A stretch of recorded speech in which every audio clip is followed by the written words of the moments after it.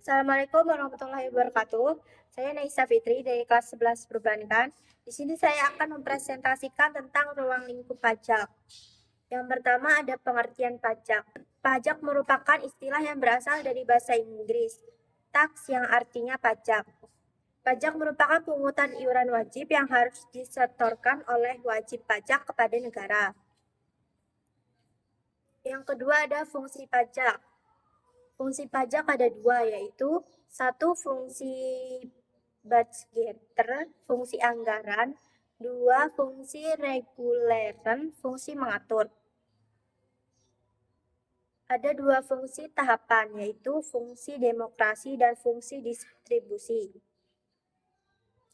Yang ketiga ada prinsip pajak, yaitu satu pengenaan pajak yang adil, dua mengganggu pengambilan keputusan ekonomi, tiga struktur pajak mempermudah kebijakan fiskal untuk stabilitas dan pertumbuhan.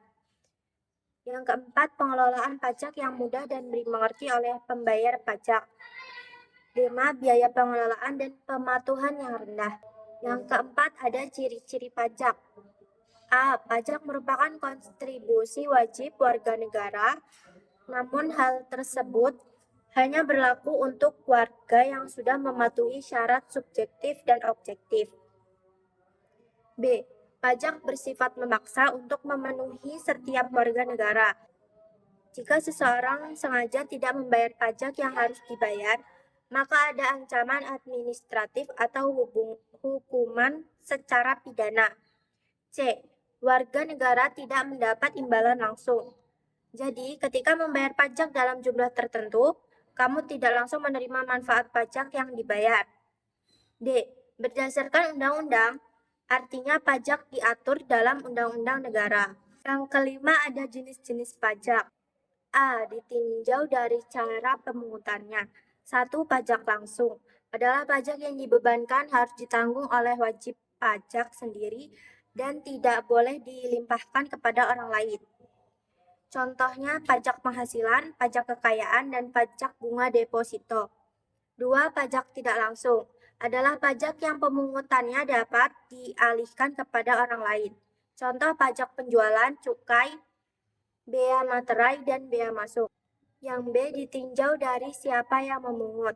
1. Pajak negara adalah pajak yang dipungut oleh pemerintah pusat melalui aparatnya, yaitu Dirijen Pajak, kantor inspeksi pajak yang tersebar di seluruh Indonesia, maupun Dijen Bea dan Cukai. 2. Pajak daerah atau lokal. Pajak yang dipungut oleh pemerintah daerah dan terbatas pada rakyat daerah itu sendiri, baik yang dilakukan oleh pemuda tingkat 1 maupun tingkat 2. Yang C. Ditinjau dari yang dikenakan. 1. Pajak subjektif. Pajak yang pemungutannya berdasar atas subjeknya, orangnya, di mana keadaan diri pajak dapat mempengaruhi jumlah yang harus dibayar. Contoh pajak penghasilan dan pajak kekayaan. 2. Ada pajak objektif, pajak yang pemungutannya berdasar atas objeknya. Contoh pajak kendaraan bermotor. Yang keenam ada hal-hal yang berkaitan dengan pajak. A. Pengusaha kena pajak PKP. B. Nomor pokok wajib pajak NPWP. C. Masa pajak. D. Tahun pajak. E. Pajak yang terhutang. F. Surat pemberitahuan pajak. G. Surat pemberitahuan masa SPT masa. H. Surat pemberitahuan tahunan. I. Surat setoran pajak atau SP.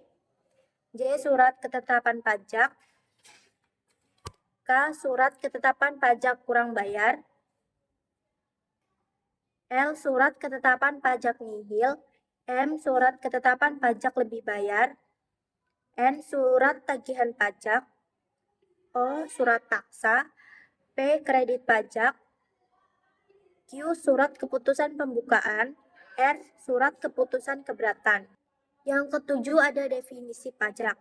Definisi pajak dapat dirumuskan bahwa pengertian pajak adalah penyerahan kekayaan seseorang secara paksa berdasarkan peraturan yang digunakan untuk membiayai pemerintah tanpa ada menerima imbalan langsung kepada pembayar. Sekian presentasi yang dapat saya sampaikan. Kurang lebihnya saya mohon maaf. Saya ucapkan terima kasih. Assalamualaikum warahmatullahi wabarakatuh.